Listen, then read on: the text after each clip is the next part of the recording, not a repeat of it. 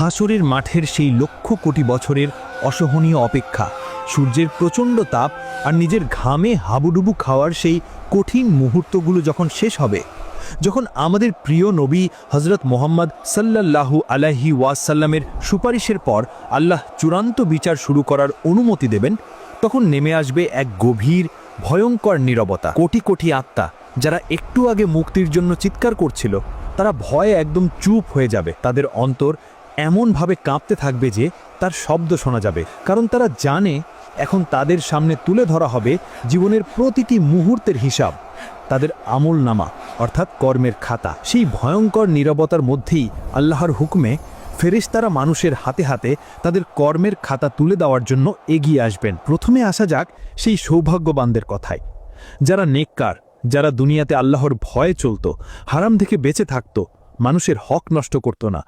ফেরেশতারা তাদের কাছে নূরের মতো উজ্জ্বল চেহারা নিয়ে আসবেন, তাদের মুখে থাকবে মৃদু হাসি। তারা সেই বান্দাদেরকে বলবেন, তোমাদের উপর শান্তি বর্ষিত হোক, তোমরা ধৈর্য ধারণ করেছিলে, নাও তোমাদের পুরস্কার গ্রহণ করো। এই বলে ফেরেশতারা তাদের আমলনামা ডান হাতে তুলে দেবেন। ডান হাতে আমলনামা পাওয়ার সাথে সাথে তাদের বুকের ভেতর থেকে লক্ষ কোটি বছরের জমানো ভয় আর আতঙ্ক এক মুহূর্তে দূর হয়ে যাবে। তাদের চেহারা আনন্দে উজ্জ্বল হয়ে উঠবে, তারা খুশিতে আত্মহারা হয়ে যাবে। তারা এদিক ওদিক ছোটাছুটি করবে। তারা তাদের আমলনামা উঁচু করে ধরে চিৎকার করে বাকিদের ডেকে বলবে, এসো আমার আমলনামা পড়ে দেখো, আমি তো দুনিয়াতেই জানতাম আমাকে একদিন এই হিসেবের মুখোমুখি হতেই হবে। তারা খুশিতে দৌড়ে তাদের পরিবার পরিজনকে খুঁজতে থাকবে, যেন তাদের এই সফলতার খবরটি জানাতে পারে। কিন্তু অপর পাশে থাকবে সেই দুর্ভাগারা, যারা বদকার বা পাপী, যারা দুনিয়াতে আল্লাহর হুকুম অমান্য করে চলত, অহংকার করত, জুলুম করত। ফেরেশতারা তাদের কাছে আসবেন ভয়ঙ্কর রূপ ধারণ করে। তাদের চেহারা হবে কালো, চোখ থেকে যেন আগুন বের হতে থাকবে। তারা কোনো কথা না বলে প্রচণ্ড রাগের সাথে সেই পাপী বান্দাদের আমলনামা তাদের বাম হাতে পিঠের পেছন দিক থেকে ছুঁড়ে দেবেন। কিন্তু ওই পাপীরা ওই আমলনামা নিতে চাইবে না। তখন ফেরেশতারা একটা হুমকি দিয়ে বলবেন, লে বেটা আমলনামা নে। এইভাবে হুমকি দিয়ে বাম হাতে আমলনামা ধরিয়ে দেবে। বাম হাতে আমলনামা পাওয়ার সাথে সাথেই তারা বুঝতে পারবে তাদের সব শেষ। ভয়ে তারা থর থর করে কাঁপতে থাকবে আর হতাশায় তারা কুঁকড়ে যাবে। তাদের চেহারা ভয়ে একদম কালো হয়ে যাবে। তারা আফসোস করে বুক চাপড়ে চিৎকার করে বলবে, হায়, আমাকে যদি আমার আমলনামা না দেওয়া হতো, আমি যদি আমার হিসাব সম্পর্কে না জানতাম, হায়, মৃত্যুই যদি আমার শেষ হতো। আমার সকল ক্ষমতা আজ শেষ হয়ে গেছে, আমার সকল সম্পদ আজ কোনো কাজেই এলো না। তাদের সেই আর্তনাদ হাসরের ময়দানের বাতাসকে ভারী করে তুলবে, কিন্তু সেদিন তাদের সাহায্য করার মতন আর কেউই থাকবে না। আমলনামা পাওয়ার পর স্থাপন করা হবে মিজান অর্থাৎ ন্যায়ের পাল্লা। এটি কোনো সাধারণ পাল্লা নয়, এই পাল্লায় সমগ্র আসমান জমিন রাখলেও জায়গা থেকে যাবে। সেই মিজানের সামনে প্রত্যেক ব্যক্তিকে একা একা দাঁড় করানো হবে। এরপর শুরু হবে জীবনের প্রতিটি মুহূর্তের ওজন। মানুষের ছোট বড়, প্রকাশ্যে গোপন জীবনের প্রতিটি ভালো এবং মন্দ কাজের ওজন করা হবে। এক পাল্লায় রাখা হবে তার সমস্ত নেকি, অন্য পাল্লায় রাখা হবে তার সমস্ত পাপ। শুধু নামাজ রোজা নয়, সেদিন ওজন করা হবে তোমার বলা ছোট্ট একটি সত্য কথা। ওজন করা হবে বিপদে থাকা একজন মানুষকে দেখে তোমার এগিয়ে যাওয়া। ওজন করা হবে বাবা মায়ের সাথে তোমার বলা একটি নরম কথা। এমনকি একটি বিড়ালকে দেওয়া এক টুকরো রুটিও সেদিন তোমার নেকির পাল্লাকে ভারী করে তুলতে পারে। আবার অন্য পাল্লায় ওজন করা হবে তোমার বলা ছোট্ট একটি মিথ্যে কথা। ওজন করা হবে অহংকার করে তোমার তাকানো। ওজন করা হবে কাউকে না জানিয়ে তার সামান্য হক নষ্ট করা। এমনকি অন্তরের সামান্য হিংসাও সেদিন তোমার পাপের পাল্লাকে ভারী করে দিতে পারে। সেই মুহূর্তটা হবে অত্যন্ত ভয়ঙ্কর। কোটি কোটি মানুষের সামনে তোমার জীবনের প্রতিটি গোপন কাজ ওজন করা হচ্ছে। একবার ভেবে দেখুন, আপনি ভাবছেন গোপনে কারো চুরি করছেন, কারো হক নষ্ট করছেন, কেউ দেখতে পাচ্ছে না। রোজা অবস্থায় গোপনে পানি পান করছেন, আপনি ভাবছেন কেউ দেখতে পাচ্ছে না। কিন্তু সেদিন সব ধরা পড়বে, সব ওজন করা হবে। ভয়ে লজ্জায় অন্তর কাঁপতে থাকবে। যখন পাল্লা নড়চড়া করবে, তখন সবার নিঃশ্বাস বন্ধ হয়ে যাবে। যার নেকির পাল্লা সামান্য পরিমাণও ভারী হবে, সে হবে সফল। তার মুখে ফুটে উঠবে বিজয়ের হাসি। আর যার পাপের পাল্লা ভারী হবে, সে হবে চরম ব্যর্থ। তার বাঁচার আর কোনো আশাই থাকবে না। সে বুঝতে পারবে তার ঠিকানা কোথায় হতে চলেছে। এরপর এমন কিছু পাপী থাকবে যারা তাদের আমলনামা দেখে আল্লাহর সাথে তর্ক করতে শুরু করবে। তারা বলবে, হে আল্লাহ, আমি তো এই পাপ করিনি, এই ফেরেশতারা হয়তো ভুল লিখেছে। তখন আল্লাহ তাদের মুখ বন্ধ করে দেবেন, তাদের মুখ সেলাই করে দেওয়া হবে। আপনার জিহ্বা সেদিন নীরব থাকবে, কিন্তু আপনার শরীরের অঙ্গ প্রত্যঙ্গ কথা বলতে শুরু করবে। আপনার হাত কথা বলবে, হে আল্লাহ, আমি সাক্ষ্য দিচ্ছি এই ব্যক্তি আমাকে দিয়ে চুরি করিয়েছিল, আমাকে দিয়ে হারাম জিনিস স্পর্শ করিয়েছিল, আমাকে দিয়ে অন্যের উপর জুলুম করিয়েছিল। আপনার পা সাক্ষ্য দেবে, হে আল্লাহ, আমি সাক্ষ্য দিচ্ছি এই ব্যক্তি আমাকে ব্যবহার করে পাপের ঘরের দিকে হেঁটে গিয়েছিল, আমাকে ব্যবহার করে হারাম জায়গায় গিয়েছিল। তাদের চোখ বলবে তারা কি কি হারাম দেখেছিল, তাদের কান বলবে তারা কি কি হারাম শুনেছিল, এবং তাদের ত্বক বলবে তারা কি কি হারাম অনুভব করেছিল। সেদিন লুকানোর মতো আর কিছুই থাকবে না, নিজের শরীরের অঙ্গই হবে নিজের সবচেয়ে বড় শত্রু। এই চূড়ান্ত বিচার শেষে হাসরের মাঠের উপর স্থাপন করা হবে পুলসিরাত। এটি হলো একটি সেতু যা চুলের চেয়েও চিকন এবং তরবারির চেয়েও ধারালো।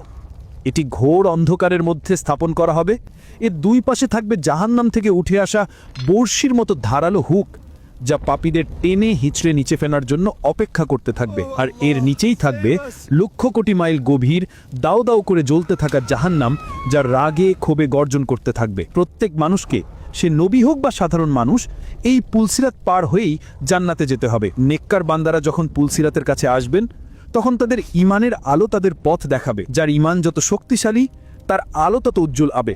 তারা তাদের আমল অনুযায়ী বিজলির গতিতে, বাতাসের গতিতে, দ্রুতগামী ঘোড়ার গতিতে বা দৌড়ানোর গতিতে এই পুল পার হয়ে যাবেন। কেউ কেউ তো চোখের পলকেই পার হয়ে যাবে। কিন্তু পাপীরা, মুনাফিকরা, তারা যখন সেই অন্ধকার আর ধারালো সেতুতে পা রাখবে, তখন তাদের পা থরথর করে কাঁপতে শুরু করবে। তারা এক পা এগোবে তো 10 পা পিছিয়ে যাবে। জাহান্নাম থেকে উঠে আসা বর্ষির মতো ধারালো হুকগুলো তাদের শরীরে আঁচড় কাটতে থাকবে, তাদের মাংস ছিঁড়ে ফেলবে। অবশেষে তারা সেই ধারালো সেতুতে ভারসাম্য রাখতে না পেরে এক ভয়ঙ্কর চিৎকার দিয়ে নিচের গনগনে জাহান্নামের আগুনে পড়ে যাবে। এই জাহান্নামের গর্জন এতটাই ভয়ঙ্কর হবে, এই গর্জন যদি দুনিয়ার বুকে শোনা যেত, তাহলে এই দুনিয়াতে আর ইসরাফিল আলাইহিস সালামকে ফুৎকার মারতে হতো না। ওই গর্জনেই পৃথিবী ধ্বংস হয়ে যেত। এতটাই ভয়ঙ্কর হবে ওই জাহান্নামের গর্জন।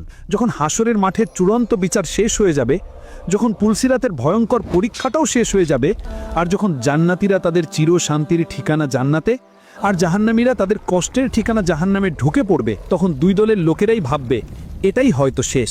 জান্নাতীরা তাদের অফুরন্ত সুখ আর পুরস্কার দেখে আল্লাহর শুকরিয়া আদায় করতে থাকবেন, কিন্তু তাদের মনের কোনো একটা কোণায় হয়তো ছোট্ট একটা ভয় থাকবে যে এই সুখ কি কোনোদিন শেষ হয়ে যাবে।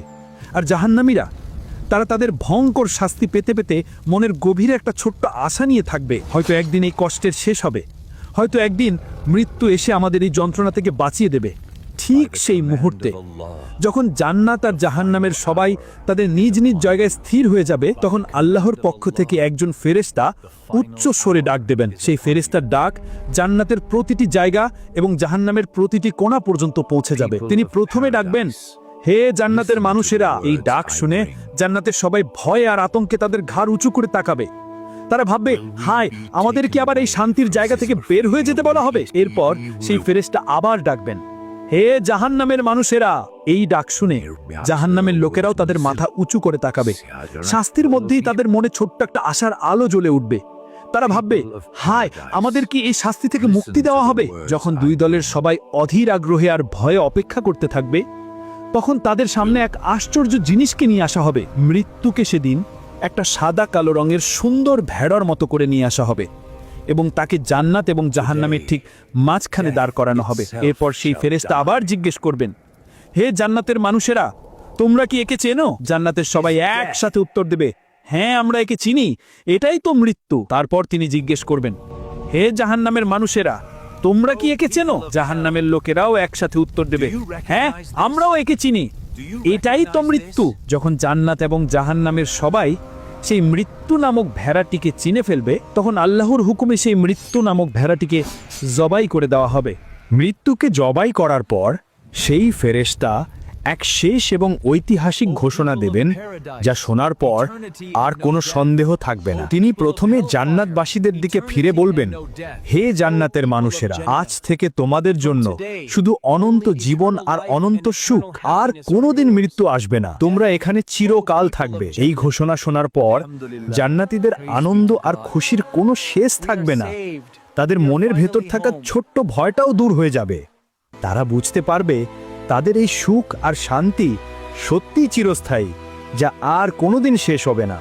তাদের আনন্দ হাজার গুণ বেড়ে যাবে। এরপর সেই ফেরেশতা জাহান্নামবাসীদের দিকে ফিরে বলবেন, হে জাহান্নামের মানুষেরা, আজ থেকে তোমাদের জন্য শুধু অনন্ত জীবন আর অনন্ত শাস্তি, আর কোনোদিন মৃত্যু আসবে না, তোমরা এখানে চিরকাল থাকবে। এই ঘোষণা শোনার পর জাহান্নামীদের হতাশা আর কষ্টের কোনো সীমা থাকবে না। তাদের মনের ভেতর থাকা মুক্তির শেষ ছোট্ট আশাটুকুও চিরদিনের জন্য নিভে যাবে। তারা বুঝতে পারবে তাদের এই ভয়ঙ্কর যন্ত্রণা থেকে বাঁচানোর জন্য মৃত্যু আর কোনোদিন আসবে না। তাদের কষ্ট আর আফসোস হাজার গুণ বেড়ে যাবে, এবং এটাই হবে তাদের জন্য সবচেয়ে বড় মানসিক শাস্তি। আর এভাবেই মৃত্যুকে জবাই করার মাধ্যমে আল্লাহ জান্নাত ও জাহান্নামের অনন্ত জীবনকে শুরু করে দেবেন। সেদিন থেকে শুরু হবে এমন এক জীবন যার আর কোনো শেষ নেই। আমার এই ইসলামিক ভিডিওটা যদি ভালো লাগে তাহলে লাইক, কমেন্ট করতে ভুলবেন না। আপনার বন্ধু বান্ধবকে শেয়ার করে দিন এবং কোরআন হাদিসের কথা সকলের কাছে পৌঁছে দিন।